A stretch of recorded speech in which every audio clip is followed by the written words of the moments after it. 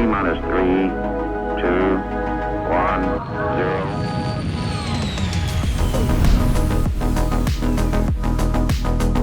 0. Hey folks, welcome to another episode of the Launch Sequence Podcast. Back for another week to talk about Star Citizen, you guessed it. And I am on another week of this lovely camera setup. I hope you enjoy it.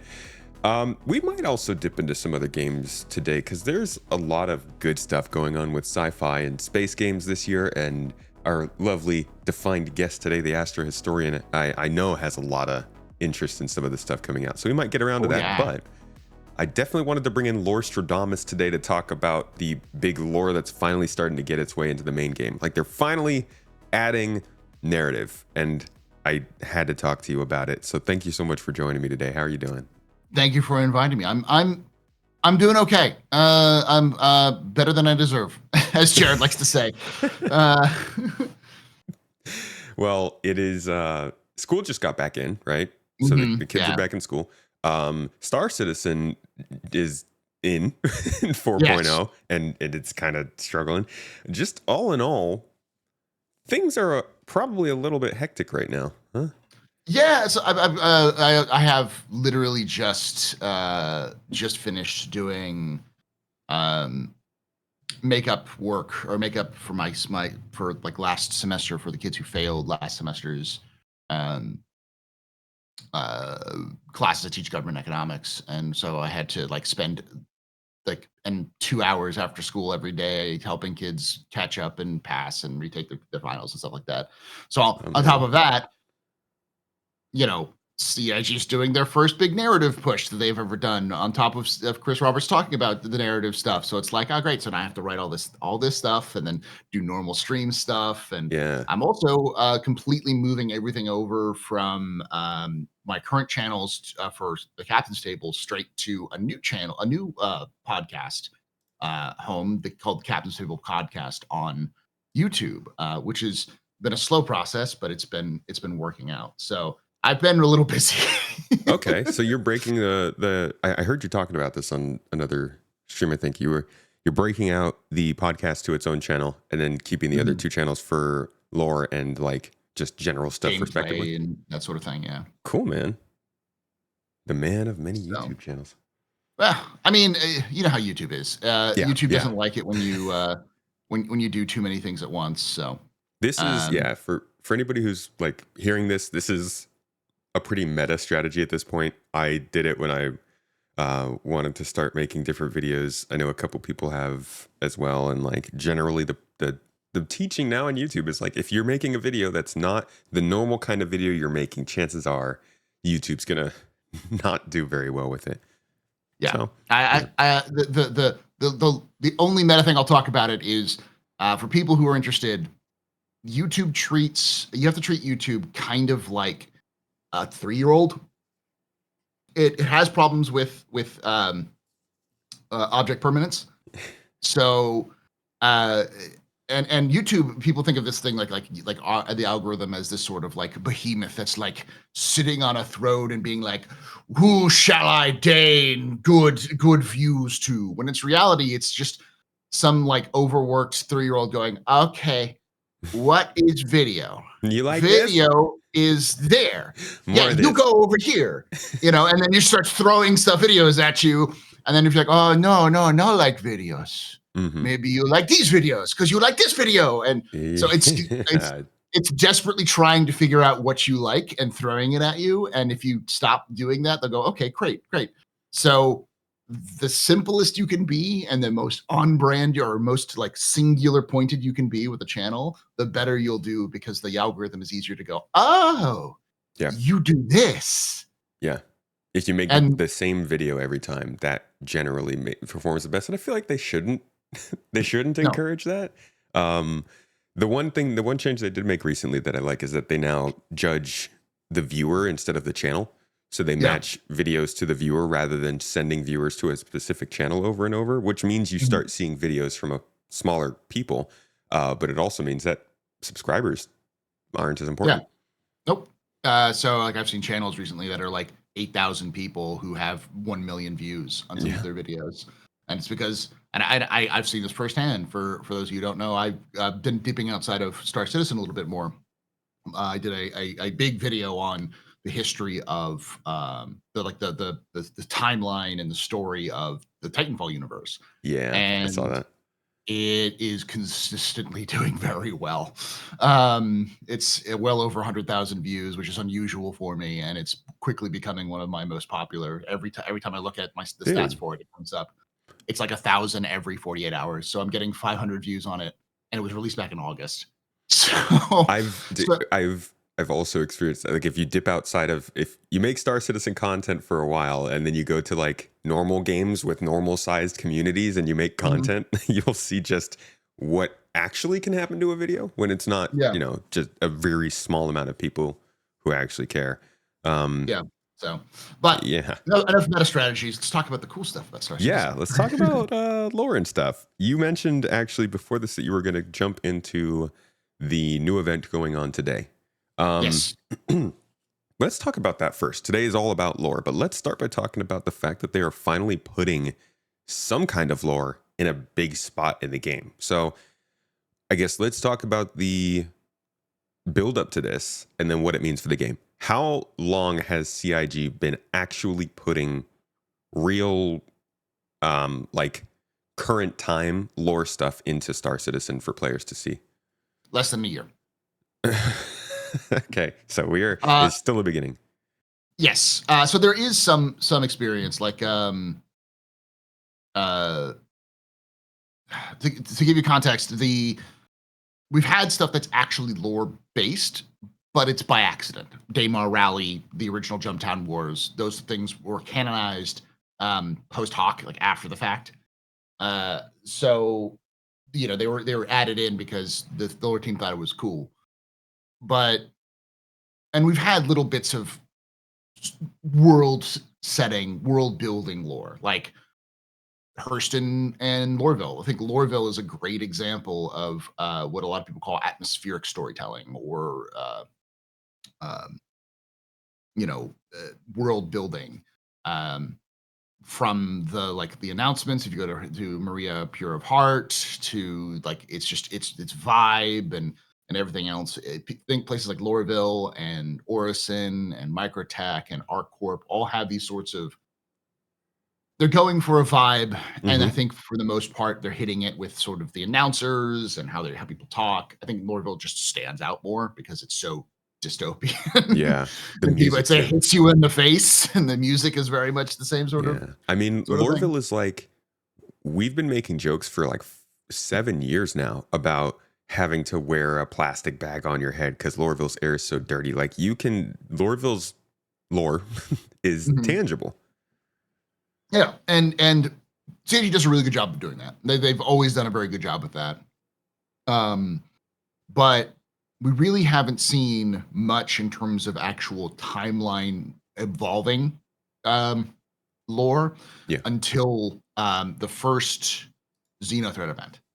So Xenothreat is technically the kickoff of the storyline, and we only know that now because of all of the stuff that's happened since then. hmm, And so when we had Overdrive, Overdrive last year was sort of the full canonization of Xenothreat. It was like, all right. right, now that we understand where we want the story to go in particular, let's start to build those breadcrumbs and work with our mission teams and our narrative teams, and have all of the different people in charge of like telling the story of Star Citizen come together and start, what can we do with what we have, and so we can get to it. So S- Overdrive was the prelude to the Xenothreat event, and now Xenothreat, and we've known that Xenothreat has been canonized for a long time. It officially happened in 2950, and it was the catalyst that would lead to Save Stanton Chapter 1 and Stanton Chapter 1. Chapter 1, Save Stanton. We don't know what the sexual story is. They just call it Chapter 1. Chapter 1 is called Save Stanton. Chapter 2 is called The Fight for Pyro. And Chapter 1 leads into Chapter 2, and that's where we are right now. Apparently, this is the end of that story beat, but I wouldn't be surprised if we had Chapter 3 and 4 and 5 and 6 and so on and so forth, that are just sort of ripple effects of the first 2 chapters of the story of Star Citizen. Okay. So, while I talk, just want to let you know I've got. I think your camera's frozen. I'm getting it frozen on my end. Yeah, it happens sometimes on my side. No problem. I was very passionate. The camera's like, "No, Paul, you cannot do this." Stop giving them facial expressions. No, I think that's it's kind of sneaky the way they did it, because we were getting all these dynamic events, and you really just kind of thought these were all tests for just running dynamic events until, as you're saying now, apparently Xenothreat kind of transformed into an actual story. And it's interesting to see that it went from that one-shot event kind of thing that we're so used to being this episodic, almost sort of mission-based thing over time that we're now seeing with also Retake Pyro. But I do wonder if does that mean? Do you think that the whole point of these events, these dynamic or global events, whatever you want to call them, is changing, or do you think that they are branching away from that to start working on a storyline, and they'll keep doing dynamic events with other stuff? I think it's probably a combination of the two. So I'm relaunching real quickly to see. Yeah, if no that problem. happens. Apparently, my camera is not wanting to work today. I think it's a little bit of column A and a little bit of column B. I think we're going to see some elements of this camera in use. That's weird. Hold on. Turn that off and turn it back on. I think we're going to see some elements of like this story continuing forward. I think the big thing about. Sorry.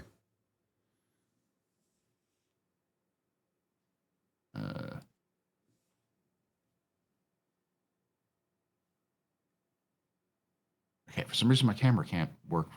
I can talk to a black screen. Whatever. All right. Sorry about that. Maybe it will.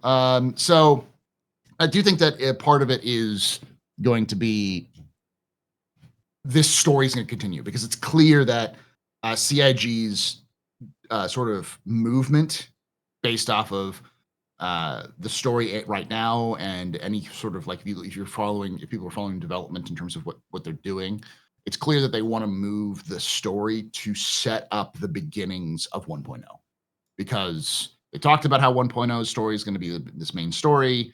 And they also said that like this event is going to be not going to be run again. This is the one time. I hope that's not the case. I hope they run it again right before 1.0 releases. But there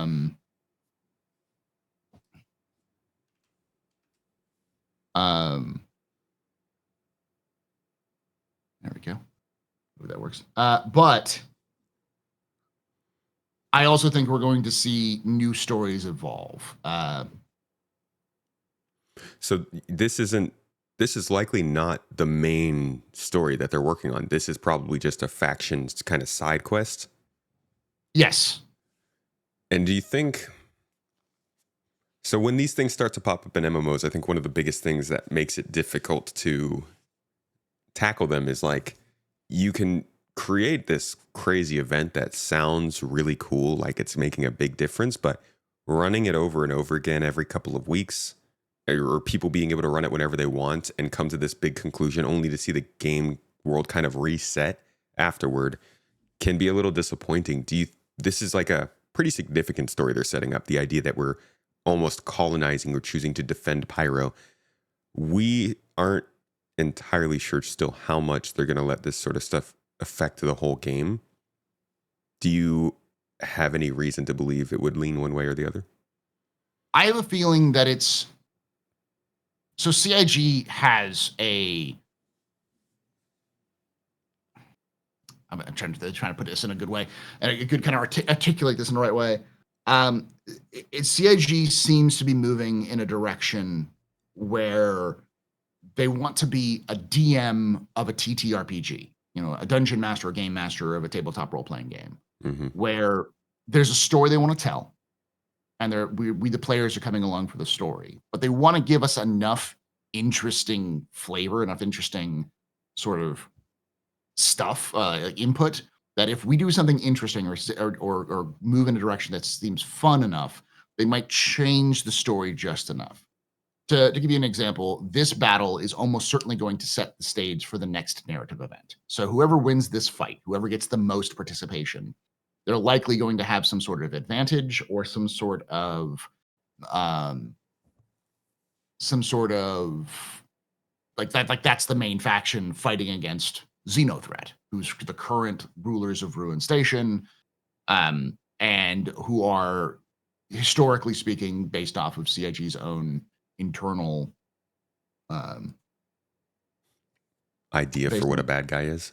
yeah, there's sort of like the big boss Yeah. of Pyro, and it's clear. I've talked to a couple of people who've been following CIG's like the lore and stuff like that. I think to a lot of folks, uh,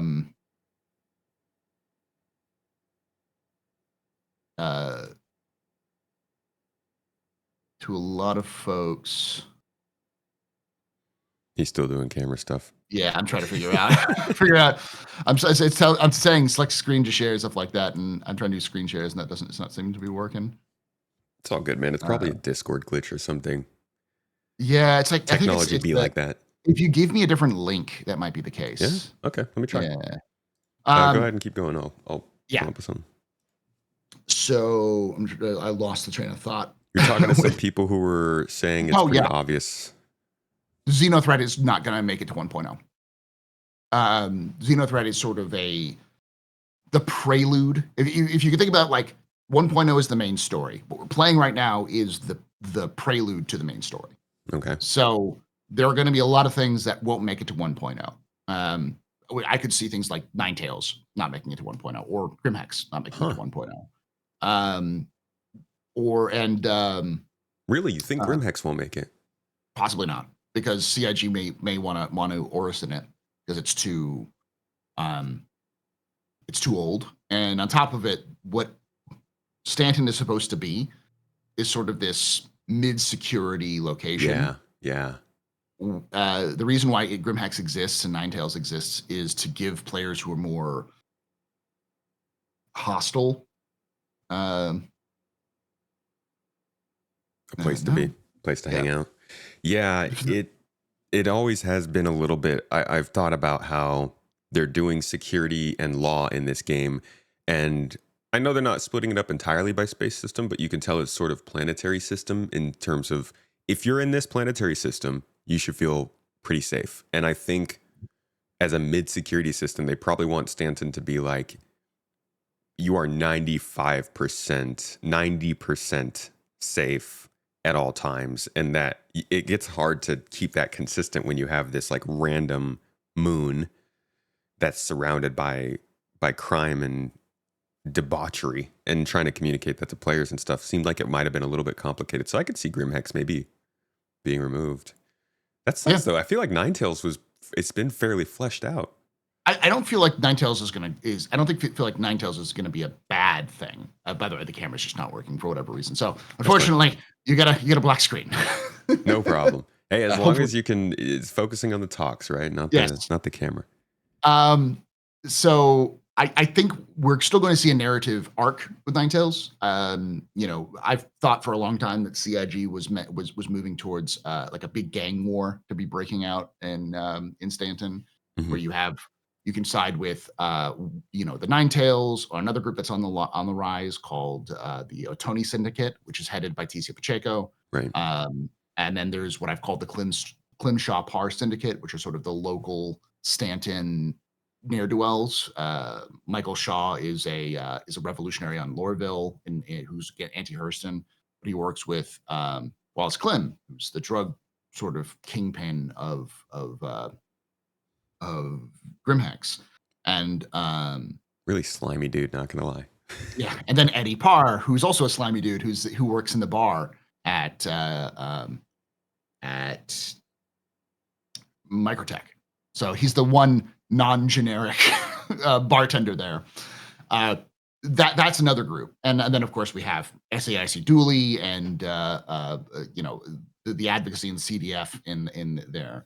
Right now we have 4. There are 3 factions fighting. I think we're going to have 4 factions fighting there, and the end goal is going to be the destruction of the Ninetales. Okay.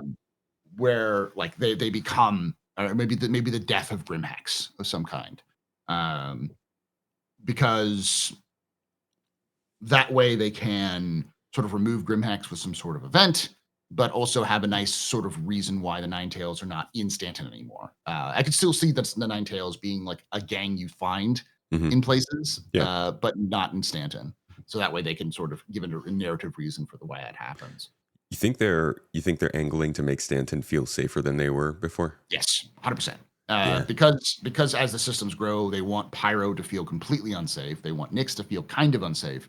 They want Castro to feel like mostly safe, Terra to feel super safe, and uh, Stanton to feel in the middle. Sort of. Like Pyro is the worst. Is Gary, Indiana? It's the Yeah. worst. It's like most people aren't going Crime-ridden there. area. Yeah, most people don't want to go there. It's awful. Like you just don't go there. But like, um, uh, Stanton should be like San Diego. You know, is there crime? Yes. Is it awful? It can be, but it's also pretty good. Like Hmm. there's a military base nearby. It's got it's got a port where a lot of trades coming through it, and Nice weather. but it's nice weather. Yeah.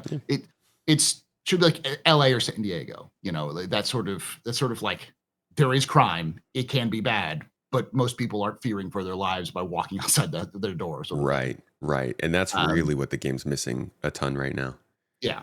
And I think that's what the different systems are moving for in terms of the kind of the atmospheric storytelling. And to get there, they're going to need to have some stories. And I think that's what this narrative focus that Chris mentioned at the end of the year last year in the letter for the chairman is the direction it's moving.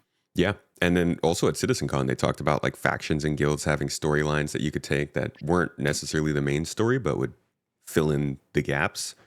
Yeah, I do believe that that's what they're testing out right now.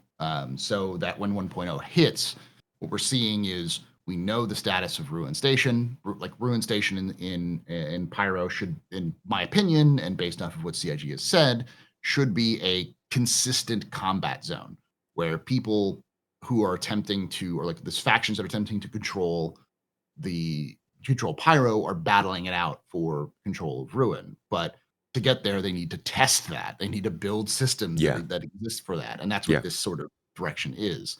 Um, the sort of main crime element in Stanton seems to always be the sort of clandestine, more yakuza mafia sort of approach, not this sort of heavy-handed, warlords fighting over the scraps of a dead world.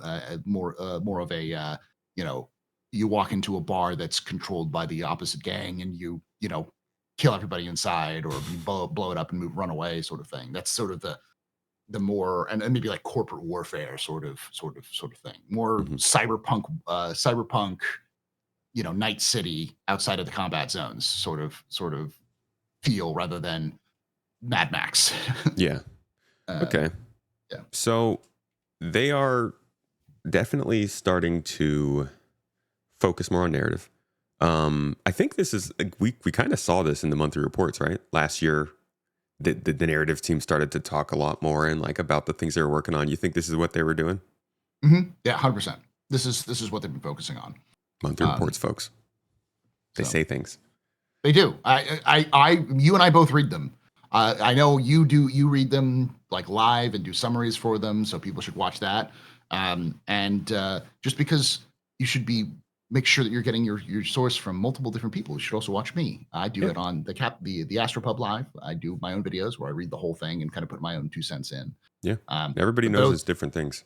Yeah. And so, and it's actually funny because I was actually mentioning, when I was one of those videos, someone mentioned, like, I see you're the third person I've seen who's read this and they missed this specific thing, which was mentioned. I can't remember what it was, but it was something about, uh, something about AI blades.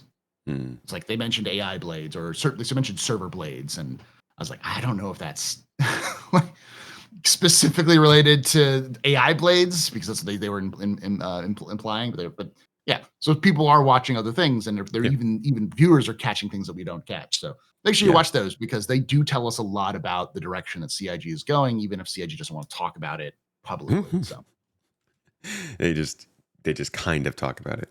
yeah. So this is it's the beginning of them starting a story, which like they're building the game, and I think focusing on the game itself. This is again, you see that focus coming from the engine to the game as we start to get more narrative stuff and stuff based on a story, rather than just stuff meant to test whether boxes can spawn for a mission or something like that.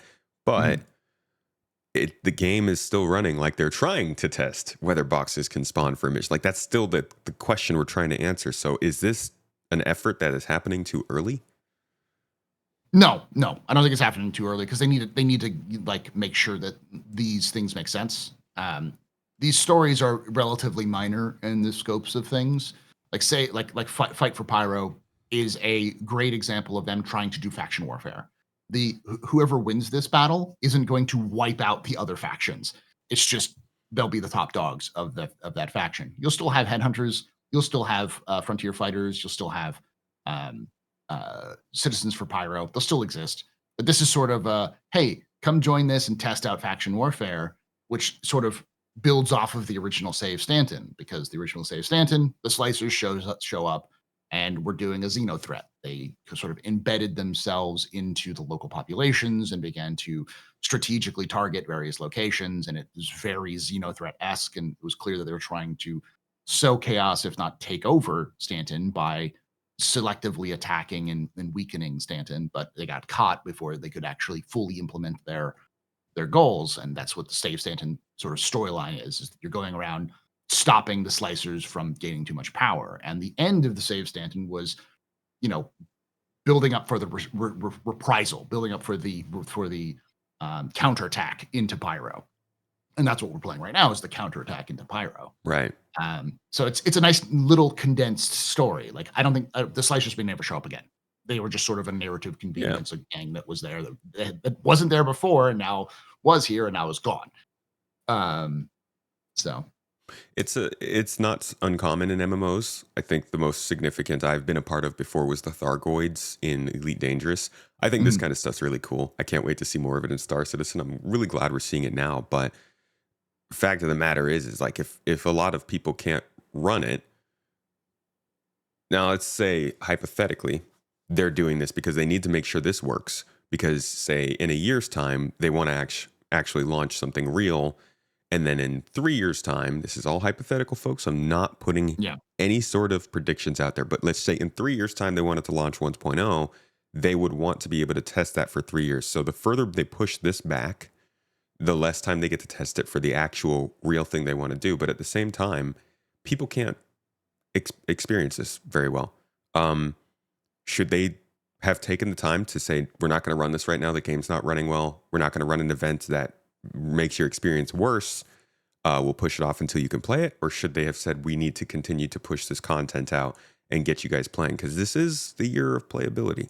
hmm I I have no problem with this current situation where with where they're going with this. That's my personal thing. I'm not going to speak for anybody else. I Sure. think that them pushing this out like this helps them understand more about what's going on. I think it kind of sucks that people won't be able to play and there'll be broken areas of it, but I don't think I don't believe that unlike in the past where we've had an event and it completely screws up, like people just avoid the game because of the event. I think we're beyond that. That is not the situation we're in with Star Citizen anymore because of server meshing. It feels like that the event is sort of a sideshow where you can participate and you don't want to participate, you don't have to.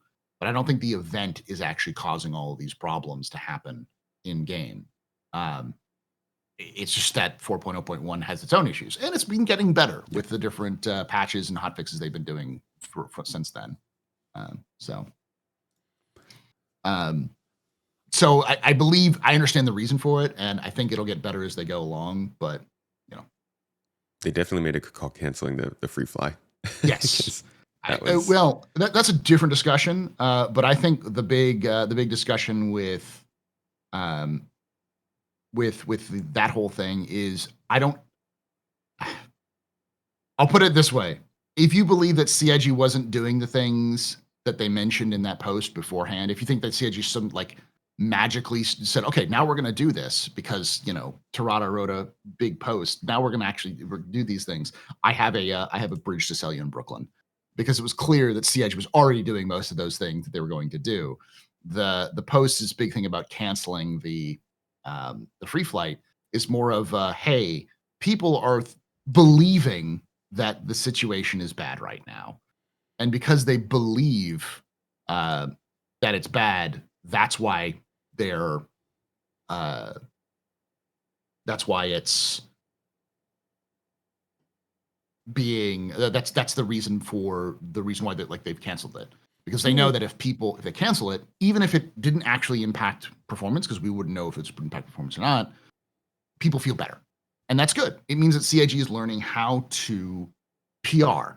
They've just understood. They're starting to understand and figure out the player mentality of Star Citizen, and by doing something as simple as canceling a free flight, they're not losing any money.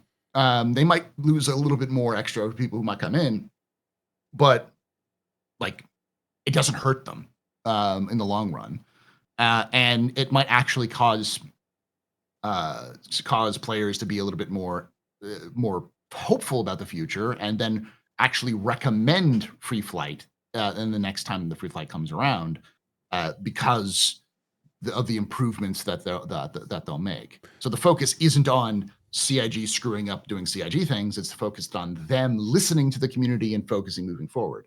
I mean, even if it's not actually changing any of their plans, it's just, except for the free flight, it just improves the morale of the average player, which is good. I think this also just goes to show, we're a little off topic from the topic right now, folks, but I think this is a good thing to talk about. I think this also just goes to show how little CIG actually has to do to get goodwill with their community, because people have just been feeling very not great about the state of the game for a while. Canceling a free fly is like, there are like 7-8 free flies a year. It's not like this was a crazy huge event. So I think while it probably hurts CIG a little bit in terms of visibility, it's not going to take that much away from the free fly potential they could have from a good performing game in May. But they're not canceling the free flight in around Invictus like this. That's not happening, y'all. Don't get your hopes up. This is the one to take that hit on. But I'm just like, I'm actually surprised at how little CIG has taken advantage of this kind of stuff. We've seen it a little bit now recently. You said that they're doing it right here. The Atlas was like a really easy point too, and they released the Atlas, and then everybody was mad, and it was like all they had to do was go sell it in game, and suddenly people were like, okay, this is what we should do. And it's like, if they do that stuff earlier, their community will be in a much better place when things go bad like right now. And hopefully they can get around to doing that more. Yeah, it's a good direction. And it's not too off topic, because I think the honest to God fact, you and I both, and I think everybody who's listening, wants a good story. Nobody wants to play a game where there is bad story. They'd prefer no story to bad story. And Star Citizen, in my experience, and anybody who's watched my content probably can know why. I think it's one of the better universes crafted, because it had such player input in the beginning that there's a lot more of a sense of player involvement in the story, and CIG is trying to sort of facilitate that whole process. I hope they do. And that it alone makes me more engaged with what the story is going to be. And so them focusing on playability means that we can play the story. We can enjoy the story rather than having to, that. And I don't think people would be engaged in playing the story if they didn't believe that the missions would work. And so they need to make sure that people are confident about the game before they really dig into any storytelling, because they need to have people want to hop on, not be like, this story seems interesting, but I don't care because I'm going to crash in 5 minutes when I start up the game. So basically, like, while they might be focusing on content right now, that talk about playability is not just talk. They they have to make the game more playable this year, or else all the stuff they're working on and releasing right now is going to fall flat. Yeah. It's also like lore adds so much motivation to doing things. I know Helldivers is a game that recently built a lot of the lore into the motivation of going about the game. Mhm. The first game I think I ever experienced that was Mass Effect, which was single player, but it still managed to basically take a number counter, a loading bar, Mhm. and apply something you did in the game to that loading bar incrementally, but I'll go up. by adding lore to it and a faction and some names and a couple cutscenes here and there, you're so much more drawn in. And we have this reputation in Star Citizen already where you build reputation over time. But imagine if we saw things change in the actual game lore wise for that. It adds way more motivation to make changes. I hope they stick with it, like you're saying, because I think that makes it so much more worth a game of playing. Yeah, it makes the game more engaging, and I think it encourages people to hop on and play. Because if you feel like you have an impact in the story of what's going forward, you're going to be more invested in the story, even if it is bar go up, line go up Mhm. situation. So, Do you think they're going to keep doing this with missions in general, or do you think this is a special thing going into Pyro? Like, do you think the missions that they're adding now, whenever they start adding their mercenary missions and stuff, will all have a little bit more narrative to them? oh yeah, I do. I think that's the sort of the direction they're moving. Um, Awesome.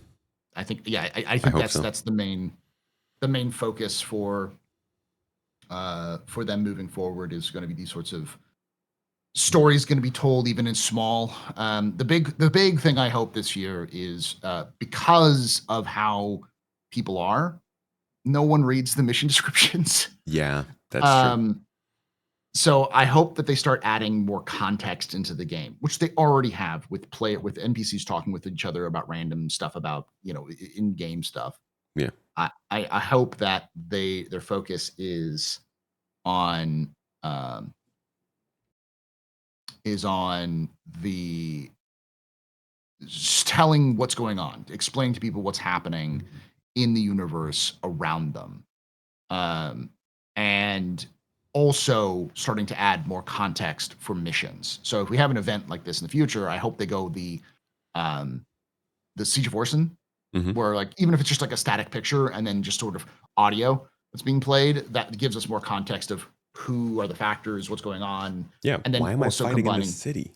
yeah, yeah, and also a quick like and some descriptions in terms of mission descriptions, Hmm. um, because I think more people like ideally long term you would have something like a cutscene almost where you go in and you have a sort of a one-to-one chat with somebody, or you see like some sort of message played and you see a video and you have an idea of like, okay, this is a quick 2-minute video, this is the situation, cool, boom. Then you move into some like audio comment conversations, and then you have most of the details of the mission are going to be sent to you through your mobiGlass with some mission dialogue.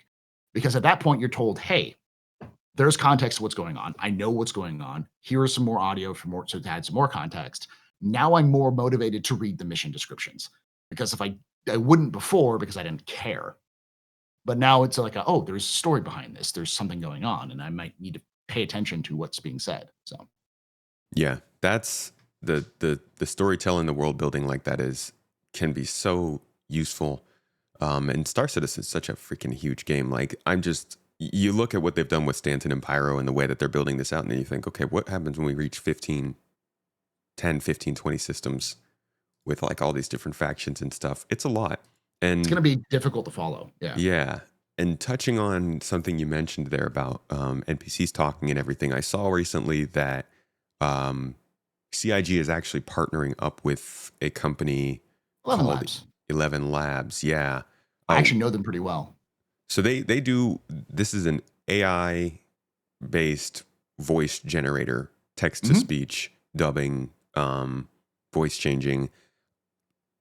I got mixed feelings about that. I haven't really done much looking into this. I am definitely I'm a kind of person who's I really want to see voice actors get recognized for what they're doing and paid Yes. preferably. And Mhm. I do hope that there are ways that they could do that through using this service. But I'd love to hear your thoughts on how you think what they might be using this for in the game. I I wouldn't be surprised, because the thing is that CIG right now is using staff. Right. Everyone has Yeah, said, "That's we all Jared," heard you disco. know? Yeah. Yeah, Yeah. Which "That's I love Disco." that. I think that's Yeah. great.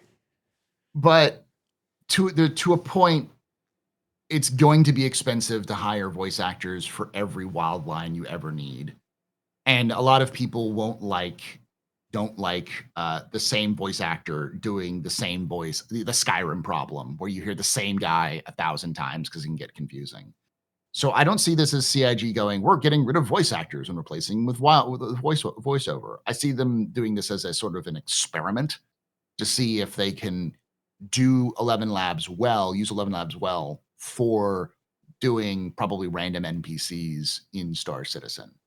Um, I think people should set their expectations properly, because I do not believe CIG is in a position where they're going to go, hey, you know what would be a great idea? Let's set it so that we have dynamic conversations with NPCs. Um, I Like they show in so the YouTube videos. yeah, I've seen those. Um, and with like, let's say like Skyrim and a bunch of other things, like that's been, I've been fascinated by it.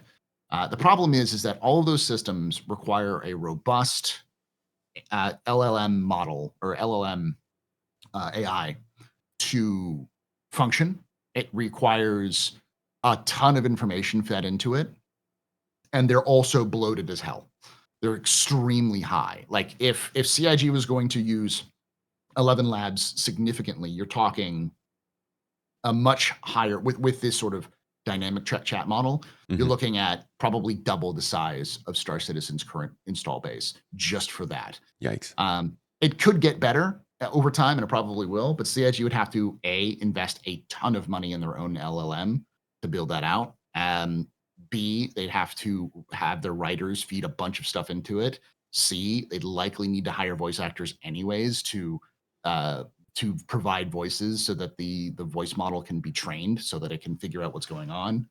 So there's a lot of factors to it, and I think CIG is still going to do some of those things anyways.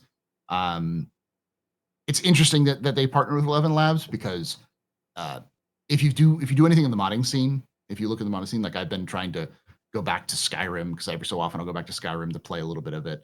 I've been going through mods, and there's a lot of voice mod updates for older mods, which had story and like text Mostly text-based stories. stuff, yeah. But now they've used 11 Labs to add voices into the story. So this is a And pretty common option in the industry.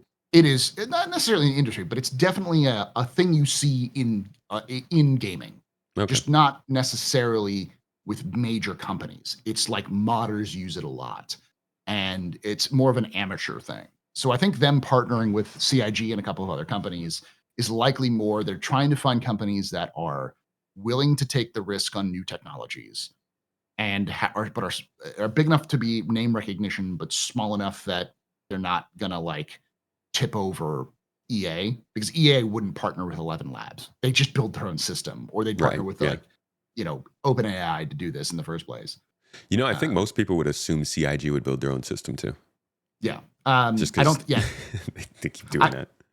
I don't think CIG. I think that, like I said, the reason they probably would. I think this is more like what we see with Faceware and some of the other stuff other companies they partnered with, Yeah, the which resources is, to do this would be crazy. so they're just like, we're not going to bother with it. Like, they came to us, they want to talk to us about it. Sounds cool. Let's go for it. Let's give it an experiment. I prefer the CIG hire voice Mhm. actors and to do all those sorts of things. Um, and I can see CIG doing this as a cost saving measure, because 11 Labs is footing the bill. But it could work. You know what I would love to see is if you could get a voice actor to give you their likeness, not for Mhm. complete freedom, obviously you need a lot of stipulations in there, but to be able to, as a voice actor, give your likeness to a company like this, and then they can generate lines based on your voice, but you get paid for the time Yeah. that it would be assumed, because like a lot of the cost of doing voice acting is probably getting the person into the office, scheduling, working between them, the rent for the facilities, all that kind of stuff. You could still Mhm. save a lot of costs by cutting that stuff out and still just paying the voice actor for the time assumed. But Yeah. knowing the way that we work as businesses, I don't know if that's going to be the way it goes. I mean, it's kind of how it works now for people who don't know the industry. Okay, Like that's good. CIG currently will hire an actor or actress to come in and do lines and do mocap, but it's expensive to have those actors come back in and do more mocap. So if they can, they'll slip somebody else in a bodysuit. So somebody who's like about the same build as the voice actor, Hmm. they'll put them in the suit and have them run through similar situations so that they can get new mocap without having to have the actor come back. Okay. So this wouldn't be too much different. Is the idea? I think that idea works as long as, because for me it's all about pay the actors. You need Yeah. to pay your artists. They need to get money, and I'd be more okay with this sort of situation if the voice actor got residuals every time their voice was used in a significant Same. way. Yeah, Because definitely. maybe not the same as like them coming in and doing the work, but they get paid up front for their work, and then they get paid residuals after the fact for that process. Yeah. But And then we get a whole bunch of cool conversations. yeah, I think this could be a great way to expand the lore in the game. mhm, yeah, Um, all right, let's go back to the current sort of conflict going on. I want to touch mhm. on real quick before we're going to talk about kind of future of the game in a second here. But first, I want to touch on who are the factions that people should be caring about right now in the game. Like, who are the names to know? Because there are actually quite a few factions. Some of them interesting, some of them just single people. But because we have missing missions and things are kind of in flux, who do you think are the factions that folks should be paying attention? Obviously, with the current lore push, the three factions you need to pay attention to are the Frontier Fighters, the Citizens for Prosperity, and the Headhunters. Um, because each of those factions has a current major role in the story, but also will eventually have a major role in the evolving story. With Citizens for Prosperity, they're a group. Um, this is going to sound controversial because it's not explicitly stated, and a lot of people require explicit statements in order for them to believe it's true. Um, but storytelling is all about you know connecting the dots sometimes, especially with games, because you want to leave enough mystery for people to sort of figure it out on their own, because Yeah. that's the fun part. Who did this action? No one knows. They didn't explicitly say it, but they leave enough clues to say, hey, maybe it was this person. Hmm. Um, the Citizens of Prosperity story is in a very quick version. There was a guy who was a citizen, or not a citizen, a resident of Pyro, who did a run where he took minerals from Pyro, brought them to Stanton, sold them in Stanton, purchased processed food, and came back to sell those processed food back to those people. He was selling to the average person of Pyro, not the gangs. Yeah. And he was in a relationship with a woman whose nickname was Dash. And we don't know what the true extent that relationship is. It's heavily implied that they were romantically involved, and that it was likely kept to themselves because Dash was at this point, at the time, was an accountant for Hurston Dynamics. Boo. Yeah. So when he died, um, when he died on in his in a trip back, he got ambushed as he left the jump point, which is what is now Pyro Station, or Stanton Gateway. Hmm. There was a fight that broke out around that area, and I think it's before Stanton Gateway was built. And he was caught in a crossfire and died. So Dash was broken up about the whole situation. So she went to grief counseling, and there she met a bunch of different people who were also similarly impacted by pyro raids, by things that had happened, both, because they had loved ones who died in pyro, or pyro gangs coming to Stanton and raiding and that kind of thing. Yeah. So at one point, she basically said, I would feel a lot better if I just killed a bunch of people in pyro. And Dude, we all be like that sometimes, you know? yeah, it's one of those things like where she was frustrated and just like, sometimes I just want to punt. I just want to break out. I want to cause violence. Yeah. Because Just got to I curb feel stomp useless. somebody, you know? Yeah, it's a No more completely milk? It's completely normal reaction to grief. It's like somebody who's grieving sometimes is gonna, especially with this sort of situation, sometimes just wants to lash out. So Yep. I believe that's the normal reaction. And the thing is that everybody else in this sort of collective group of who are going through this counseling all basically said, yeah, we would too. And so they decided to, at first sort of play out this fantasy by buying ships and weapons and doing exercises and yeah, we're going to go into Pyro, we're going to raid. And so they felt better by preparing themselves. And then they just decided, let's do it. And they started going into Pyro and raiding Pyro. But after a while, Dash felt it was pointless because every time they'd go in, they'd clear out an outpost or clear out a settlement, and they'd lose 2 or 3 people, and then they'd leave, and then 3 days later they'd come back and that settlement was taken over by another gang. Yeah, yeah. And so she's like, we're just nothing. We're just this is a Sisyphean task. We're bashing our head against the wall. This is stupid. We need to actually make change. So she decided to create a group called Citizens for Pyro. Her main focus being settling the systems, getting the people who weren't gangs together into an organization, and then fighting back against the gangs to make Pyro safe enough for corporate and government investments so that they could come in and take advantage of all the minerals that were unable to be reached because when Pyro was originally settled, shield technology wasn't good enough to deal with the flares. Now it is, or it's improved to make it so it's a lot harder for you to, or it's a lot easier for you to live. So her goal was to basically gentrify Pyro. But her raiding partners, who had been doing the raids, thought that she had gone soft and that she lost the plot. And while it's not explicitly stated, it's fairly clear those people formed the Frontier Fighters. Oh, okay. So these are this group is, these two groups are basically spawned from the same group of people, and they've sort of expanded from that. And because of the all of these invasion, gangs are just splinters of each other. Yes, that's kind of true. Like if you look at history, a lot of gangs were formed by one person, and then somebody left and formed another gang, and then the first gang died out or became rivals with that gang. It's kind of how, because Rough and Ready came from Headhunters, right? Yeah, exactly. And then Headhunters came from Pyrotechnic Amalgamated. Mm-hmm. So it's just it's all Pyro all the way down. All Pyro all the way down. But so like those are those two factions. Xenothreat happens, and that causes a bunch of money to come in. So, in my opinion, this is where it gets really kind of controversial. I believe that when the Citizens for Pyro, and eventually renamed Citizens for Prosperity because the group has expanded beyond Pyro, began to get real funding after Xenothreat, it was from Hurston. I mean, she's a former Hurston Dynamics. She's a former Hurston Dynamics accountant. Like, there's no way she's not a corpo, and there's no way that Hurston isn't investing in this because they can see this as an opportunity to sell guns, sell weapons. Yeah. And there's probably advantages because they can get resources from Pyro that they wouldn't be able to get otherwise, and so they have somebody in place to help them out. So I'll let you keep going.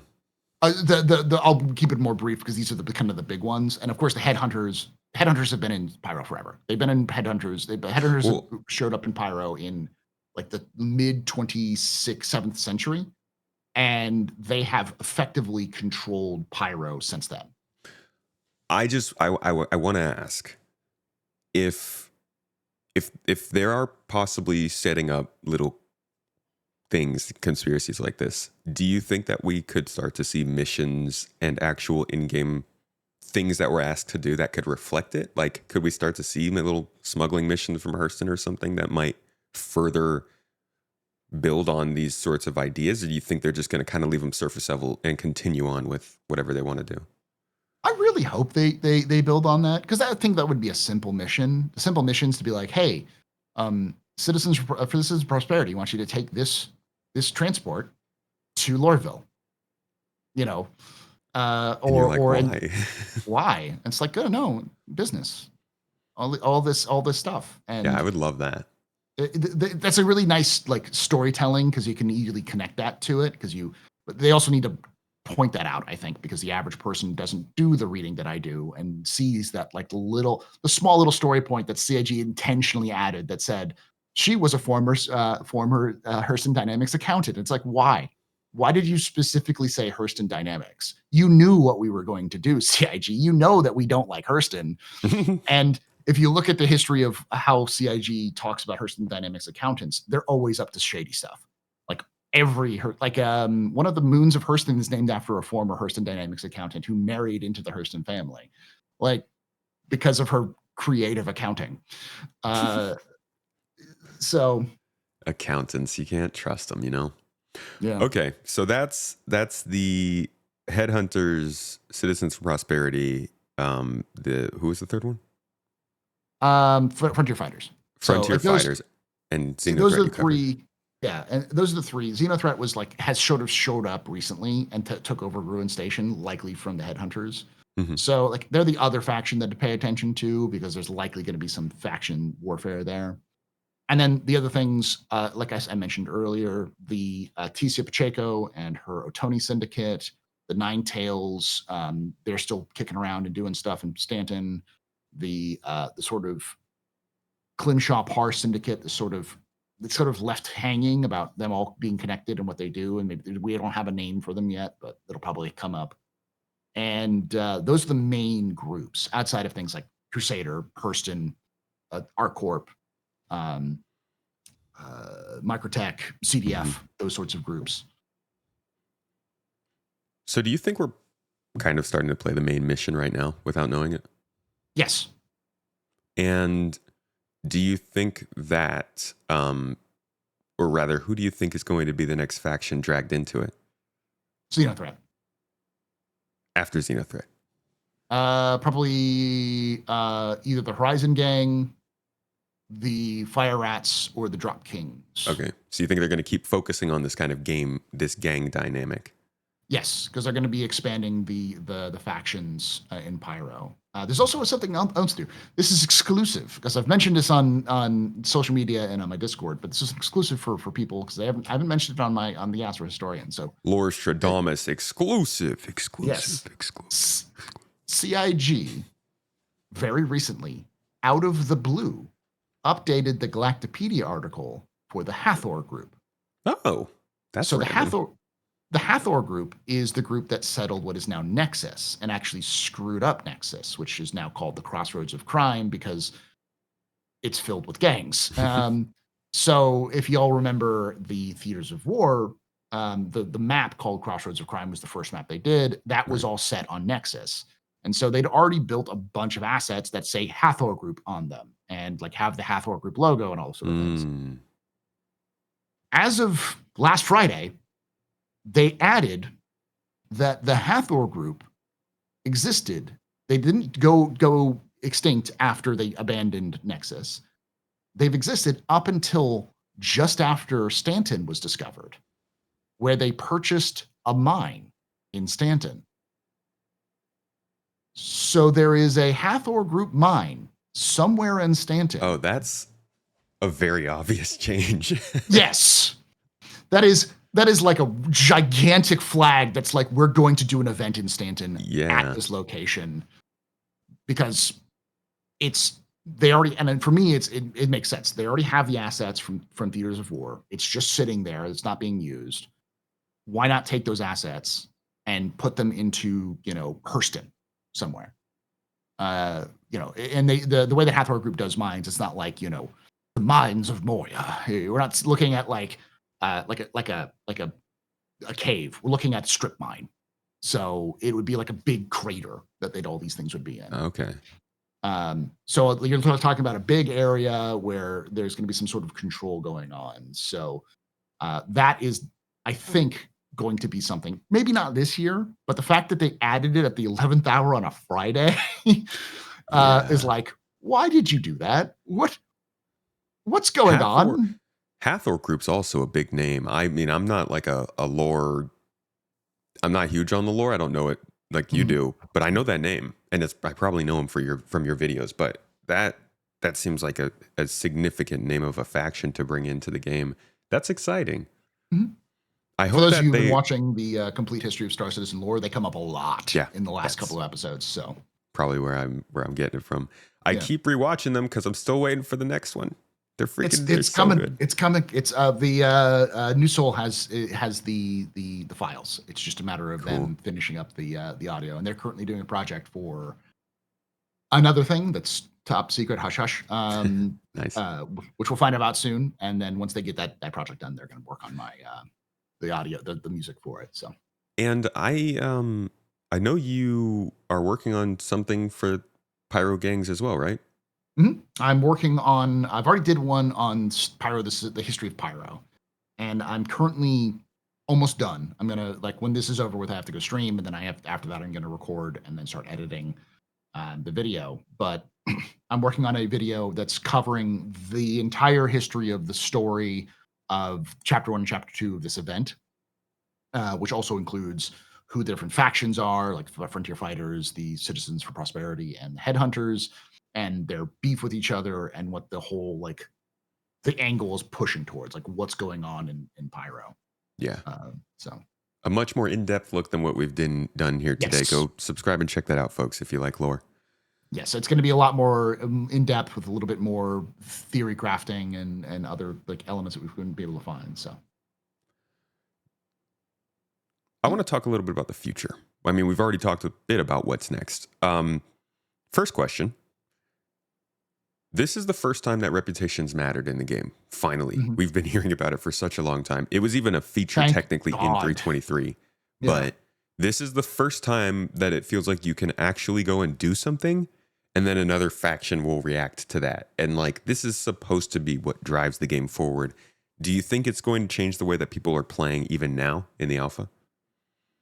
Yes, it's going to have to because so what people don't realize is that if you side with the Frontier Fighters, you're going to get negative reputation with both Citizens for Prosperity and Headhunters. Which means that if you try to land at any of those locations after you finished the Fight for Pyro storyline, they will shoot you. Yeah. I don't even think you have to finish it. I'm pretty sure Just start it. yeah, Yeah. even before this event started, I took a couple missions and Mhm. I started getting shot whenever I landed at CFP places. I was like, Mhm. whoa, okay. But we talk so much about how like you can't go anywhere without feeling in danger. And if they just did this kind of thing, but with like ArcCorp and Hurston and all the big companies, you wouldn't really want to be on their bad side as much in the Stanton system, especially if they had security flying the quantum routes too, and you could just get Mhm. stopped. Um, I hope that it goes in that direction. But what have you noticed people talking about it? Do you notice people acknowledging it? No, I right now I don't think people have acknowledged it, but I do think Okay. it's going to start. I believe that by the end of this event, people are going to be like, "Hey, I'm being shot at. Why am I being shot at? All I did was I didn't do anything. This is a bug." And I think that's one thing that as a community we're going to have to realize that, like, especially in Pyro, your actions are going to have consequences, and people don't realize that because they don't care. They'll look at like, oh, but it's the cool skin that I want to get, or they pay the most money. It's like they Yeah. do, but there's a reason why they pay the most money because you're completely locking yourself out of any sort of interaction with those factions in Pyro if you choose the Frontier Fighters, because Yeah. there's no Frontier Fighters like outposts in Pyro or anything like that. So Yikes. Yeah, that's right. So you are, I mean, you're picking a side here mhm. and you're kind of painting yourself. Um, do they make it obvious enough? There's some highlighted text in the mission I don't think. I contract. think people don't read. If people read, they wouldn't be following. You and I wouldn't have as much of a an audience. Let's be That's clear. true. Yeah. It's more So fun to people are going to find out. Is effectively what's going to happen is that we're not going to possibly see right a now in this podcast. yes. And uh, so it's not obvious enough, but I think that's just a limitation of what CIG has currently. I Mhm. believe it'll eventually work its way through with people finding out, and maybe CIG will get a little bit better at it. But I think they have to set the expectation now and sort of pull that Yeah. band-aid off. So Yeah. Yeah. It's good they're doing it in Pyro where there's less people because if they did this in Stanton, this hardcore, it would probably really confuse people if it just snapped on like that. Mhm. There are some implications to this, though. Even as our own org, we've been having conversations, and I'd love to hear what your own thoughts if you're coming from an org. But like, we are talking about the idea of, hey, if we're running an org event and we need to, we're doing something in Pyro where we're dropping off cargo or we're doing mining or turning in salvage or whatever, buying stuff, and we have to go to an outpost to do that, we are going to get to the point where we have to tell org members, hey, you can't be part of this specific action we're doing as an org, because when we get to the base, they're going to start shooting us because you're on our ship. And that's actually going to start to split people up, right? Mhm. I think so. CIG that's one of the reasons why CIG is preventing sharing, mission sharing. And I think that's bad.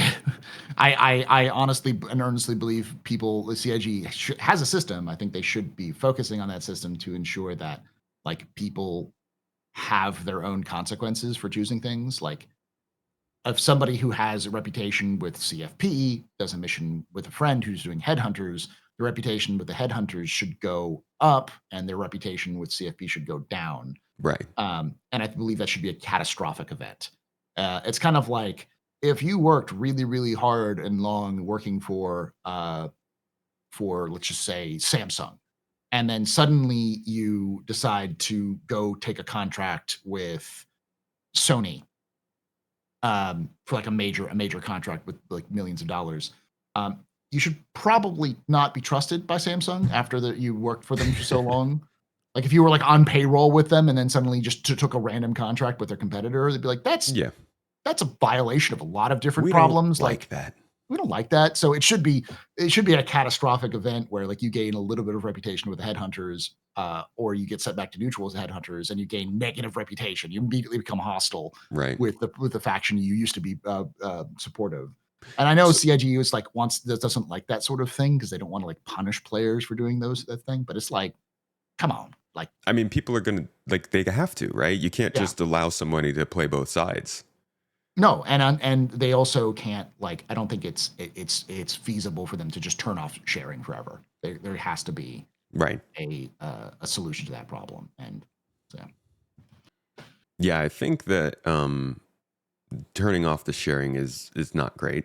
But also, I think the mission you're talking about, they kind of have written that in as a mission you have to take to switch your rep. I do hope that they switch it over, though, so that you can pick a mission you want to do. And if that mission happens to go against their reputation, like I hope we're seeing a very rudimentary version of the reputation. And you don't necessarily have to take specific missions to make progress, you know? yeah, yeah, Let's talk I'd love about to see that.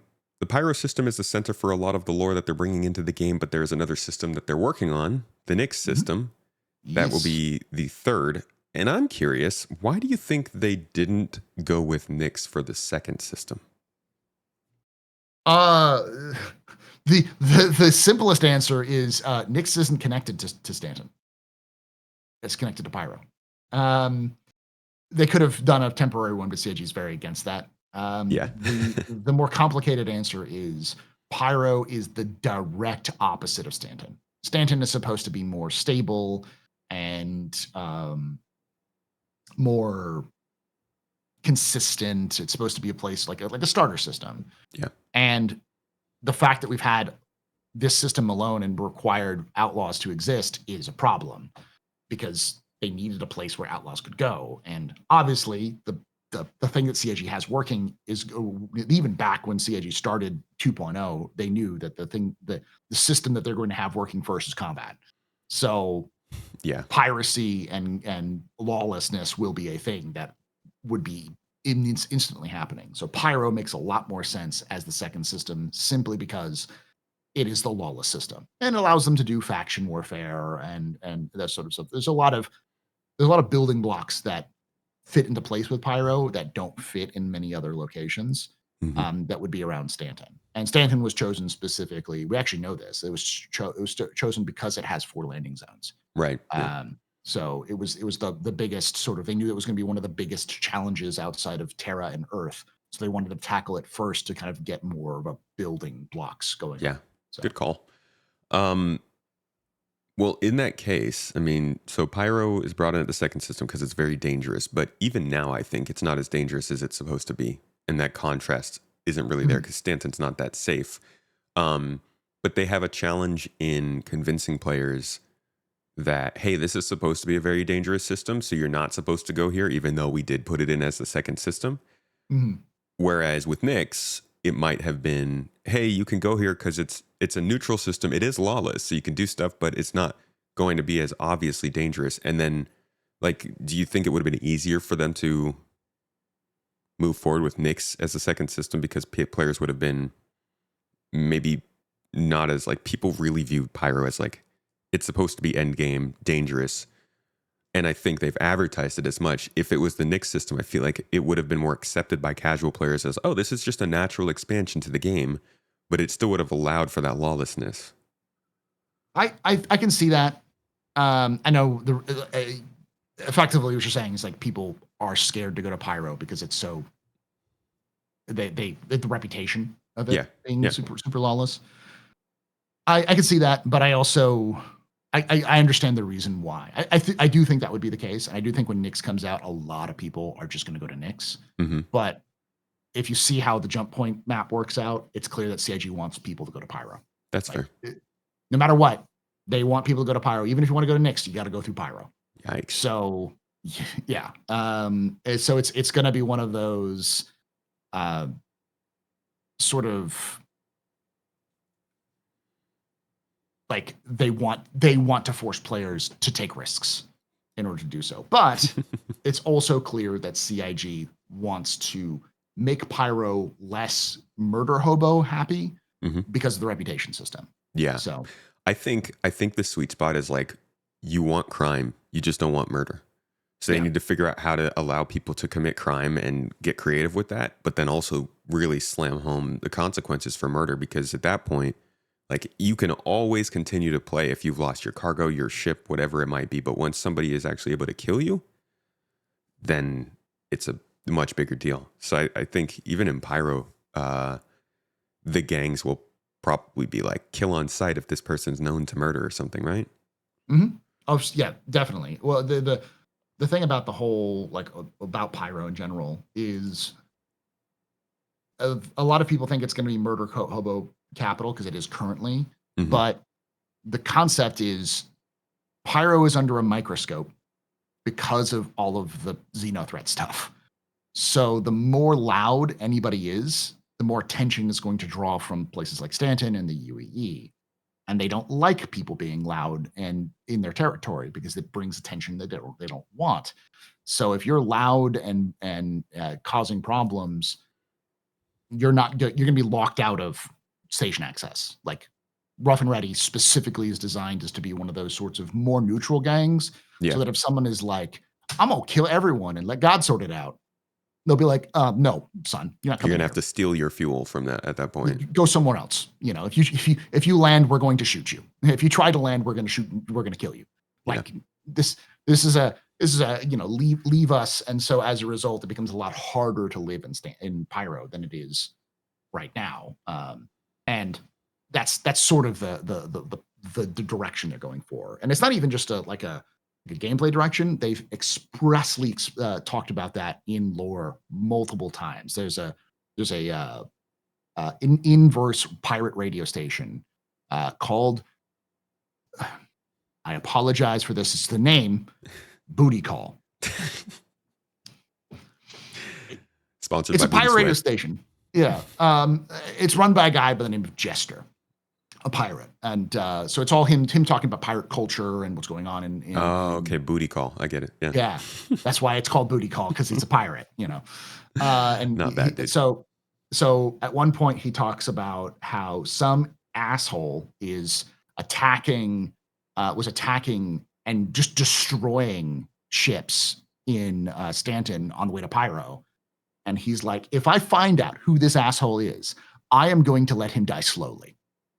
Because as a result, all of the merchants who were taking that route had upped their security details. So he was starting to go after the same merchants, and now he was dealing with multiple like super hornets chasing after him, and Yeah. he managed to survive, but barely, and had to get his whole ship fixed up. So he almost lost money on the whole thing. So he's like, I almost died, and on top of that, I barely made any money. This guy who caused all of these locals to get more scared about things, you asshole, stop it. It's Stop it. basically they have to build organized crime into Pyro so that Yes. there are rules, and Mhm. the gang reputation essentially acts as a crime stat in the Pyro system, Yes, or that's any lawless system. the reputation system is clearly the sort of, and the faction system is clearly their version of a crime system outside of the law. Yeah. So that, if you attack groups randomly, you have a negative reputation, and that'll impact all of your reputation with everybody. And if you attack specific groups, it'll change your reputation here and there, but like your actions will have consequences. And as with engineering going forward, it's become a lot harder to kill, to Yes. make ships go boom. You'll have to actively want to kill people. Yeah, And you're gonna that's have what's to going to board happen. their ship and go like shoot them down, which hopefully will help a lot with people just randomly getting killed. Yeah. But And I would like to point out that this isn't something that's like pie in the sky years away. I think what we're talking about right here is end of this year, well, the reputation's already in, stuff. right? Reputation's in, yeah. They just have to tweak the system to make it work the way it is. They have to get engineering in. So Yes. there's a couple of different things they have to work on, and I think possibly we might hear a little bit about this in the ISC that's coming out soon, as of the recording of this video. Yeah. So Or at least a monthly report, hopefully. But uh, yeah, that's a big part of the game that seems to be finally starting to happen. I think that's really the silver lining of this whole 4.0, 4.0.1 stuff. I know some people are having a lot of fun with the game. I certainly have had my fair share of good times. I've also had some absolutely terrible times playing the game over the last month or two, but this for me is the whole silver lining, is like one of the most important systems we were waiting for. The reputation system is finally starting to show some signs of actually working in the game and starting to set rules that will likely define how Star Citizen works. yeah, I think it's been the best of times and the worst of times. 4.0 has either been the best experiences I've ever had in Star Citizen, or some of the most frustrating experiences I've ever had in Star Citizen. Yes.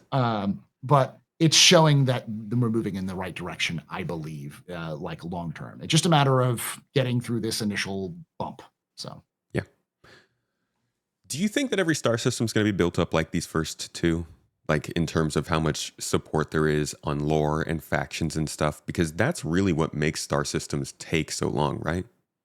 Yeah, I believe that. We already know the Moraine and the People's Alliance, and then of course the invasion of the Vanduul into Nyx. So like those are all major factors that are going to be going into play. And I think every system is going to have this sort of detail. That's the reason why CIG wanted to do 100 systems at launch originally, and not like the Elite Dangerous style or the No Man's Sky, where we had billions of systems, because they wanted to make sure that every system felt like its own unique entity with its own unique flavors, rather than just sort of copy paste. I think it's going to be more unique than those locations, than those other games and other games we've experienced, but it's not going to be so unique that you're going to only have this unique faction. They're going to sort of do a little bit of cross pollination just to make it more interesting. But. Yeah, which is fine. I think people also need to understand that there's going to be repetition. I see people being like, I've gone to the Pyro Outposts and I see repeated assets. And it's like, folks, this is going to happen. These are a lot of locations. This is still just the first release of colonialism style. But I think it's worth expecting that you're going to run into stuff that's similar or the same as you've seen elsewhere. The thing we should be looking for is different site dressing, different factions in those locations, and like different uses for them. I don't really have a problem with that kind of thing, though. What about you? Yeah, I agree. Like, it also makes sense logically. Look at the ISS. The ISS is built by a dozen different countries, but they're all the same modules because they all use the same exterior because they all need to be shipped up in the same rockets. So there's going to be some standardization in places like Pyro because it's just easier to replace parts if you have standard like patterns of buildings. An AC system is going to work in the same building. If it's designed to work in a building, it'll work in that same building. So if your AC system breaks, you can just go get another replacement from another building, or how to replace it because it's everywhere. Yeah. And we even have that in the United States, and I think in other places as well, with like how homes are built and how office buildings are built. They're often built copies of each other. So, go to a suburb. Yeah, you'll find it plenty. Yeah, and then you go to a suburb on the other side of the country, and you'll see something similar. Yeah, it's just because it's easier because you can use the same materials and you use the same patterns and the same. It makes it cheaper to build. Yeah, and there's no reason why that wouldn't exist in the far future when you're having to ship materials across star systems. Right. So, final question for you: What do you want to see narrative wise, lore wise, throughout the rest of the year? Like we've talked a lot about a lot of stuff, but what's that secret sauce that you're hoping to catch at least a whiff of today or this year?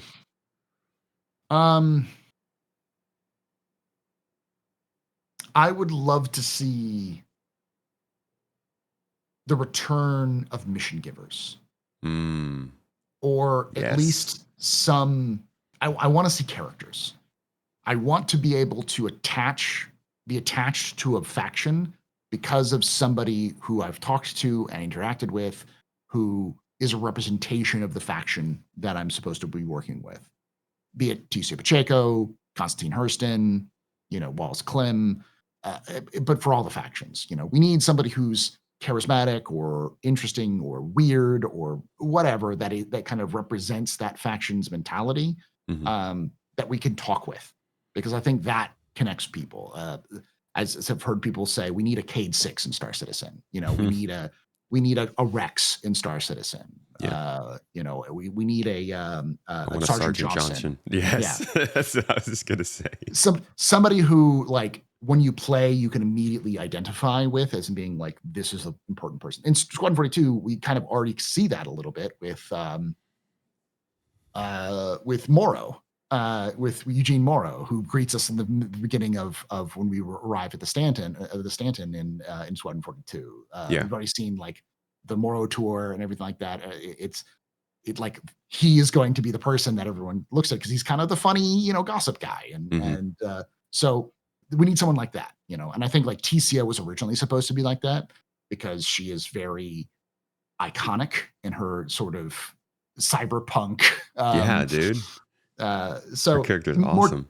I want more Ticias, I want more Miles Eckharts. I want more Constantine Hurstons. And I want them to come back. That's my main hope.